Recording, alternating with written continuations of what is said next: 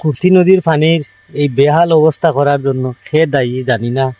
আজকে 2-3 দিন থেকে মানে খুব খারাপ অবস্থা নদীর পানির। এবার খারাপ উপরে থেকে এই পানিরে নষ্ট করিল, আর এই পানির মধ্যে আমাদের বাগন থেকে লইয়া কুর্তি পর্যন্ত সব মানুষের জীবন। কারণ এই জলের মধ্যে স্নান করা, কাপড় ধোয়া, সব কিছু গরু মহিষ সে জল খায়, মানুষের স্নান করে কাপড় ধোয়।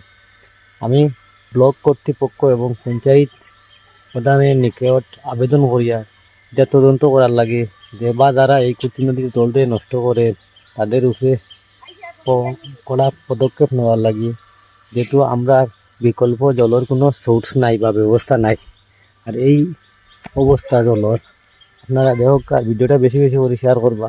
আর যারা এই জল নষ্ট করবা তারার কাছেও আমার আবেদন, জলটা যাতে নষ্ট না করো। আমরা এই জলের উপরে আমরা অনেক জীবন জীবিত আছে।